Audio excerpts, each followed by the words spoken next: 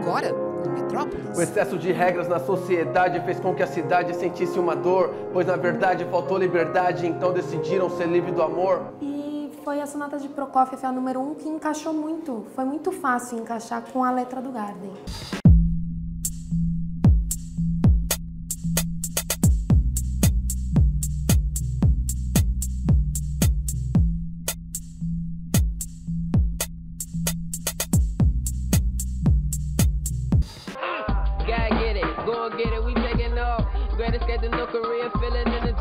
Talk all the crazy, but say we don't know what's going on. What goes around, comes around. Oh, horse ride, never had nothing inside my mind and my pride. Not quite like you, I might dab out mine. The next move out to the NK. Two on the rise, we like 2 Chainz and Ye, Snoop Dogg and Dre.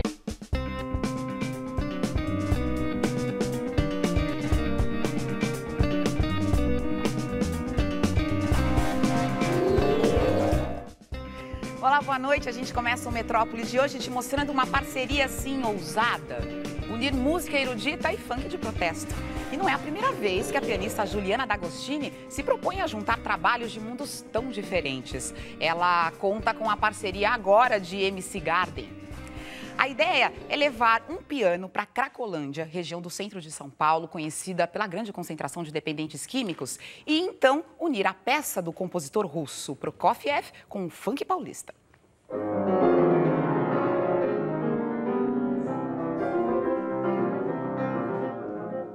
Eu queria saber como é que surgiu essa ideia, o que vai acontecer aqui, que é tudo novo, né? Eu sempre observei quando eu dava concerto na Sala São Paulo, quando eu toco lá, as pessoas costumam vir falar comigo depois da apresentação, comentando que foi assaltada no caminho, nossa, quase fui assaltada, falando da situação lá da região do centro da Cracolândia, que é onde fica a Sala São Paulo. E eu sempre fiquei um pouco indignada, porque eu falava, será que não tem nada que os músicos possam fazer? Porque você está dentro da Sala São Paulo, é tudo tão bonito, mas a realidade, aquela realidade é para poucos, né?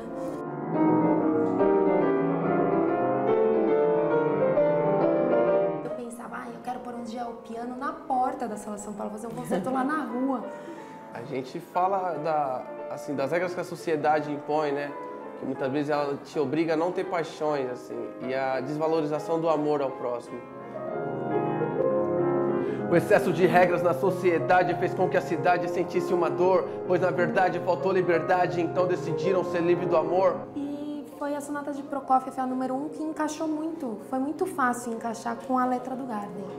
Coloca um padrão em quase tudo, fazendo com que o mundo tenha ambições. Tudo conspira contra os seus sonhos, aqui te obrigam a não ter paixões. Esse não é o primeiro casamento do erudito com o popular. No ano passado, Juliana levou seu piano para uma pista de skate e trilhou as rimas do rapper Projota. O clipe foi gravado no bairro de Lausanne Paulista, na zona norte de São Paulo, local onde o rapper nasceu. Preste atenção ao que diz o seu coração. A vida é música, me ajude a fazer a canção. Eu sempre gostei muito da arte que nasce na rua, porque é uma arte muito honesta. Então, sem muitos recursos, esses artistas, eles conseguem passar mensagens assim que eu fico realmente muito impressionada. E me impressiona muito também a velocidade com que eles criam. Então, o Garden fez uma letra linda da noite pro dia. Olha o menino que foi para o crack, será que uma boa conversa o anima? Ele tinha um sonho, mas a sociedade matou a sua autoestima. A gente fala dos jovens. Se envolve na droga porque às vezes ele tinha aquele sonho, mas a sociedade obrigou ele a não ter um amor por tal coisa, sabe? A não ter paixões. E isso também contribuiu com a inspiração para fazer a letra. Existe uma tentativa de inserir essas pessoas na sociedade, porque então assim elas teriam um incentivo para buscar o centro de tratamento, centro de recuperação. E nada como usar a arte para isso.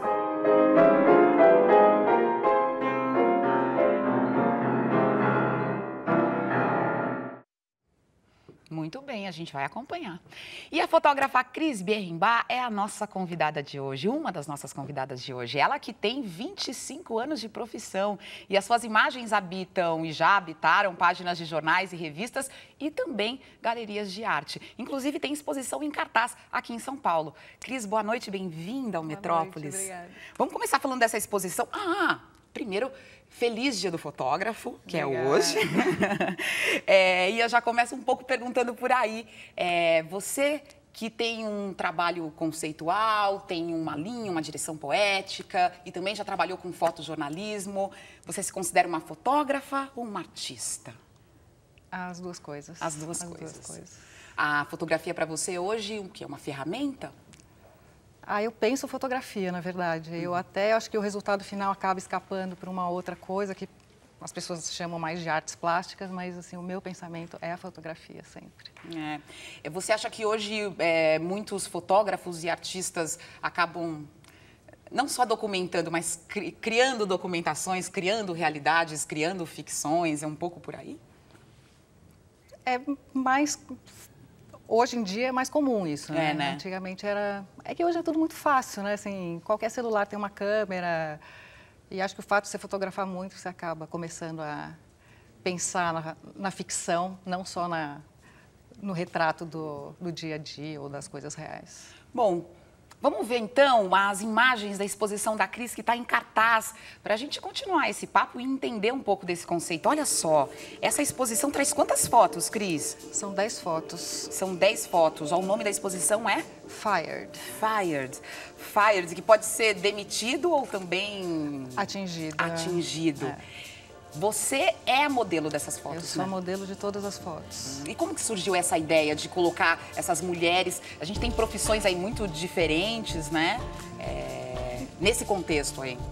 Então, essa ideia, ela surgiu, ela começou a surgir há uns quase 10 anos atrás, quando eu fiz uma outra série que se chama Noivas, Aluguel e Venda.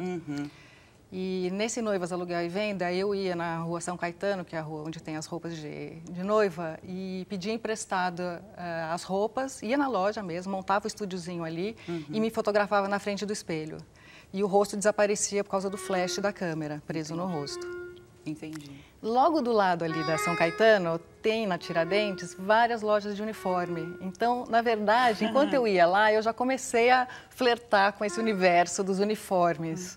Entendi. Porque a noiva também, você entra na São Caetano, são uniformes, é o uniforme da felicidade, né, do sonho. Enfim, e aí eu já comecei já comprei meu primeiro uniforme naquela época. E a partir daí... Agora, é interessante você colocar essas mulheres sem o rosto e é uma busca por que simbologia, Cris? De ser qualquer pessoa. Então, assim, é um autorretrato, mas não é um autorretrato. Entendi. É um retrato genérico, assim, qualquer pessoa... Sabe aqueles painéis que você vai lá e coloca a cabeça para fazer fotografia? É mais ou menos como se fosse isso. A decisão de aparecer e você tem... retratos seus, imagens suas em outros trabalhos? Tem, partiu de onde? De me ter? Partiu da dificuldade de ter modelo. Olha porque só. quando eu comecei a fotografar, eu vivia atrás das minhas irmãs para elas falarem assim, eu tive uma ideia, será que você pode posar para mim? E elas, lá vem ela de novo, lá vem ela de novo. E aí eu comecei a fazer comigo mesma as fotos e acostumei. Você tem uma crítica e provoca na gente uma reflexão, principalmente nas mulheres não, mas eu como mulher me vejo ali nessa sua reflexão das noivas, essa busca da felicidade, ou na profissão, por exemplo, que é uma questão que você trabalha bastante, o universo feminino, né? Trabalho, e na verdade eu acho que só porque eu sou mulher mesmo. E é o meu ponto de vista, né? É o que eu vivo, é o que eu sinto. Eu não consigo me colocar, tentar ser um homem, pensar como um homem. Então, eu falo assim, deixa eu ver quais são as minhas questões, né? Na verdade, as nossas questões, que são minhas e eu sei que são de muitas outras mulheres. Então, não é só eu. Por isso que eu tiro o rosto. Em geral, tento tirar o rosto. Bom, a gente está falando desse universo feminino e eu tenho mais uma imagem de um trabalho seu de 2003, Retrato Íntimo? Retrato Íntimo. Retrato Íntimo, novamente com essa questão feminina. Olha só, Isso são realmente radiografias que você fez uma... Isso são realmente radiografias. E apesar de algumas pessoas dizerem que aparentemente os objetos estão inseridos, os objetos estão de fato inseridos. Eles estão inseridos porque você pegou algumas radiografias a partir do que? De erros médicos? Não, eu fiz a radiografia. Você fez essa radiografia com os objetos inseridos? São autorretratos. É o meu retrato íntimo. É o seu retrato. Agora,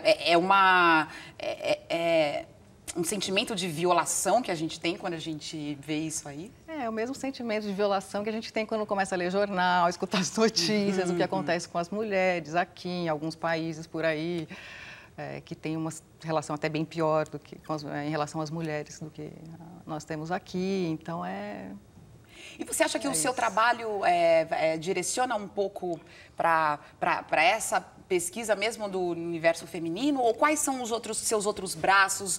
Onde você procura se expandir, Cris? Eu acho que esse é um dos braços. Eu comecei com fotojornalismo, eu acho que eu ainda tenho muito do fotojornalismo. Assim, qualquer lugar que eu vou, eu gosto muito de observar tudo. Então, eu tenho séries que são de cidade, são paisagens,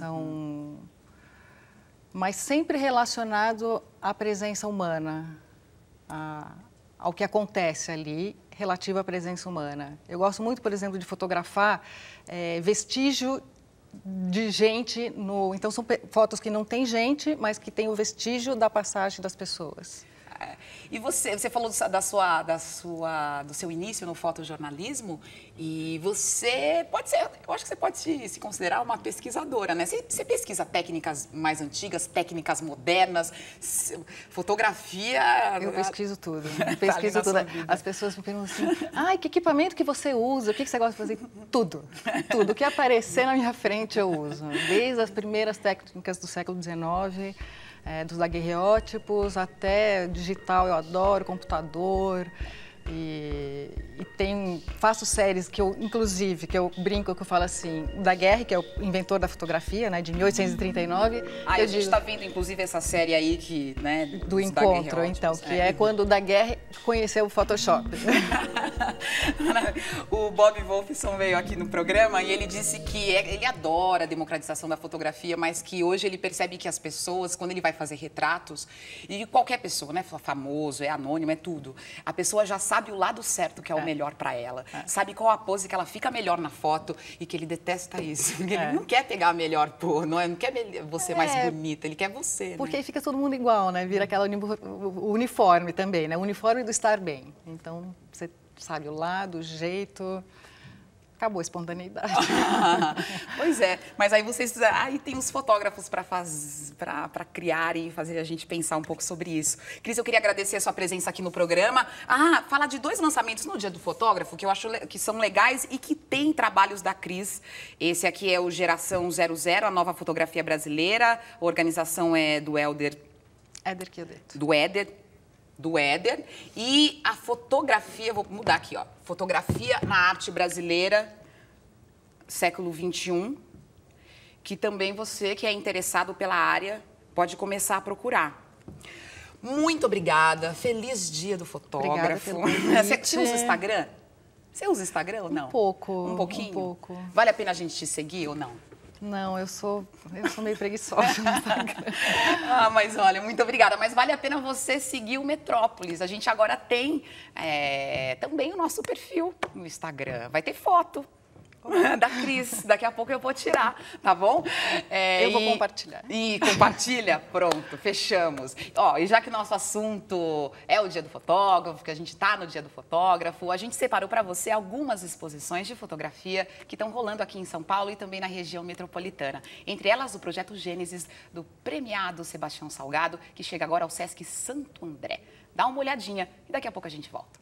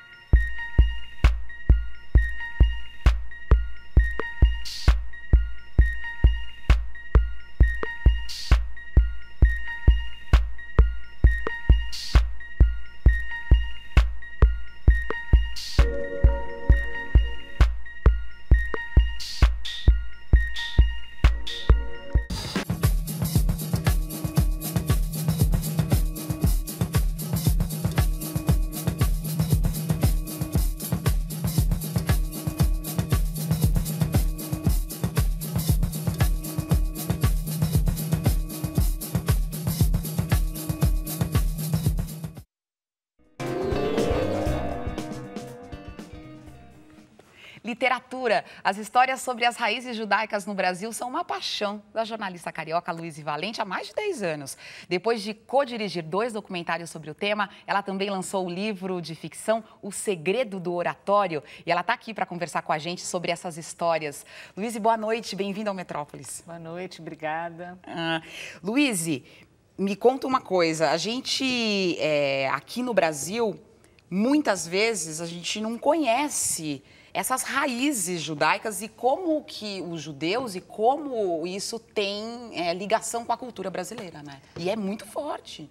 Pois é, foi aí o interesse que eu tive em fazer o livro, colocar isso numa ficção, porque eu já tinha feito anteriormente, como você falou, 2 documentários com esse assunto, que eu co-dirigi com a Elaine Eiger, que é uma fotógrafa, hoje no Dia do Fotógrafo, outra coincidência, né? Foi a Estrela Oculta do Sertão e a História dos Judeus em Portugal. E aí, quando eu tive um material muito vasto desse assunto, e era um material documental, ou seja, de uma história que aconteceu.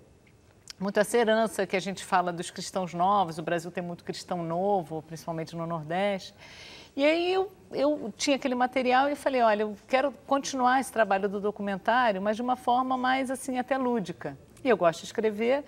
E aí eu entrei na história do romance para explicar um pouco, na verdade, o que são os cristãos novos que a gente fala, são esses cristãos judeus que foram convertidos à força por causa da Inquisição em Portugal, né, depois de 1497.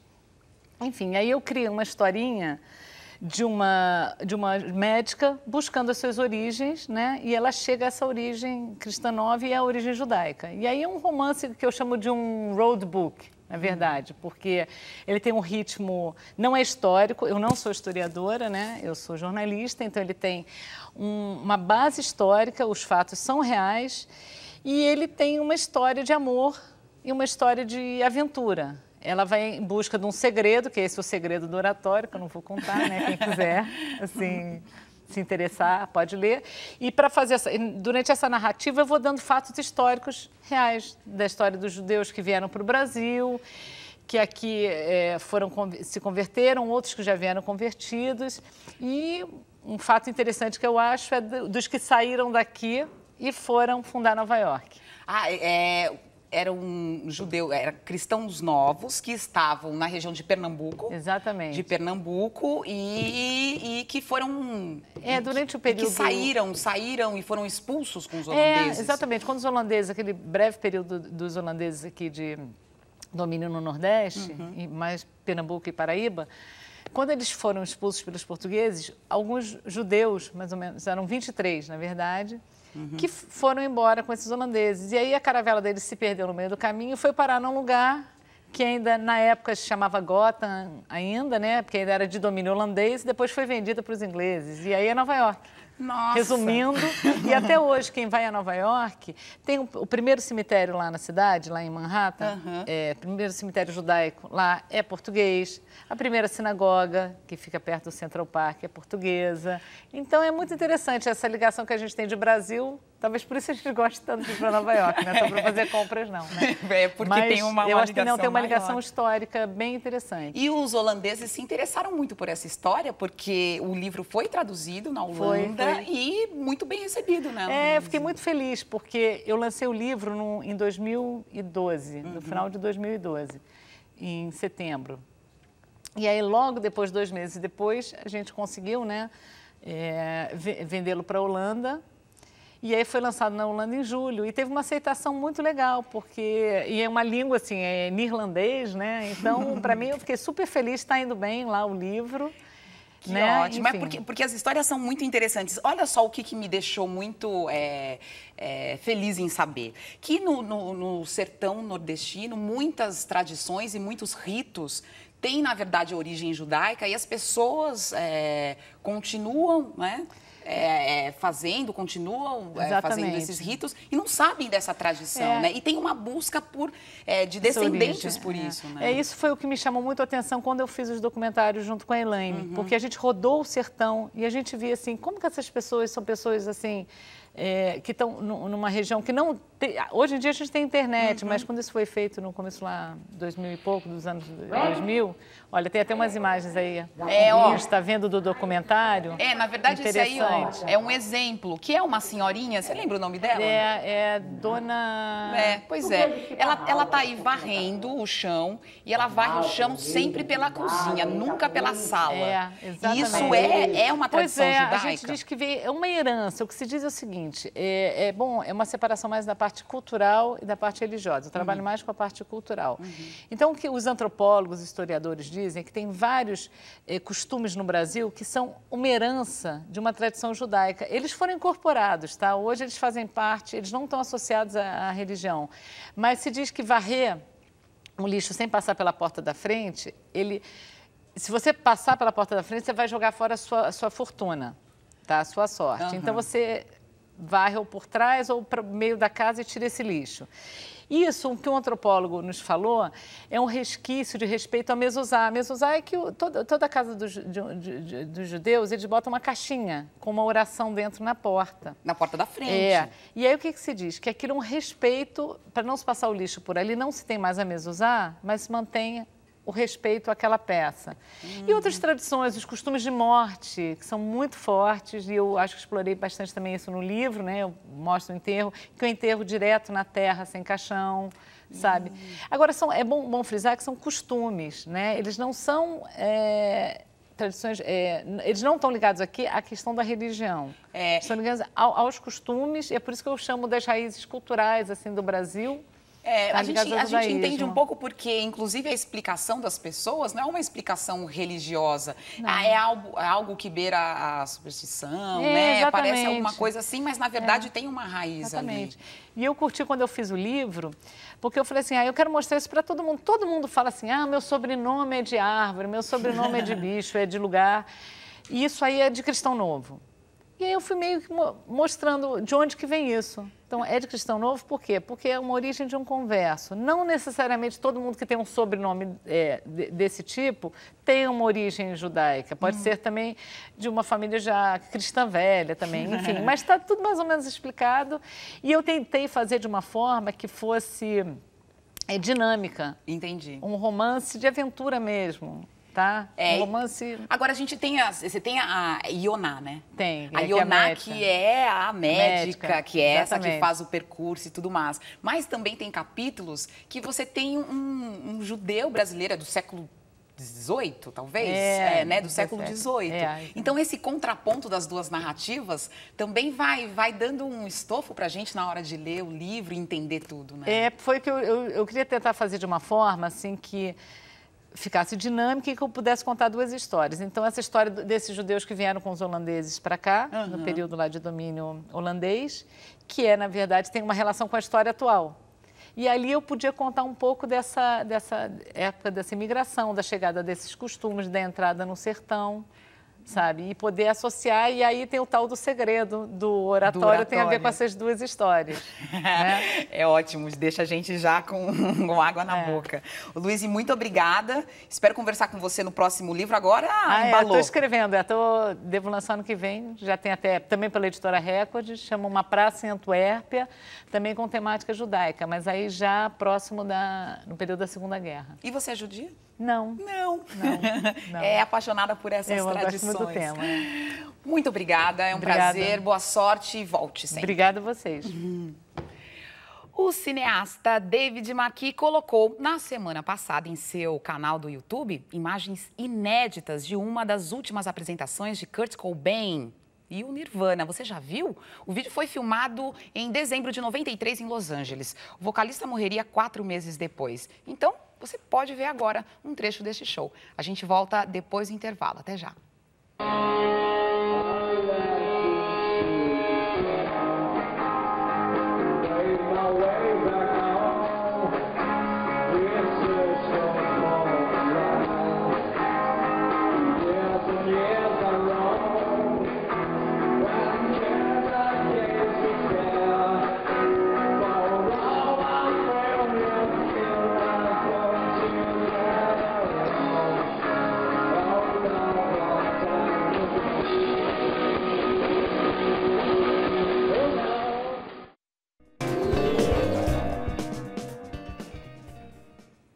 Dois rappers americanos se aventuraram pela Coreia do Norte para gravar um vídeo clandestinamente.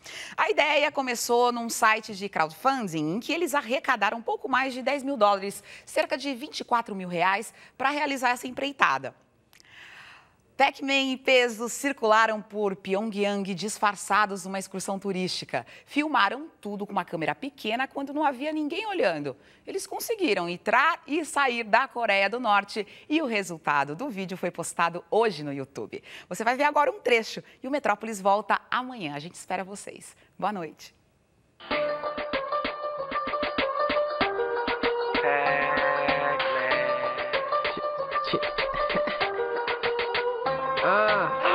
Gotta get it, go and get it, we taking off. Great escape to North Korea, feeling in the zone. Talk all the crazy, but say we don't know what's going on. What goes around, comes around. Oh, horse ride, never had nothing inside my mind and my pride. Not quite like you, I might dab out mine. The next move out to the AK. Two on the rise, we like 2 Chainz and Ye, Snoop Dogg and Drake. Martin and Tommy, place on my right hand, money in my right hand. We gon' shine bright like a night light. By the nightstand, flow with the wind, kick back like 6 shots, Pac-Man. Peace out, peace out, peace out. Escape to North Korea, another murder zone. 007 on the mission, feel like James Bond. They say it's dangerous when my streets be a hill zone. For the snakes and mass killers, never walk alone. Rather die a legend, so my story go on. I'm at the top of the world, right now I'm feeling strong.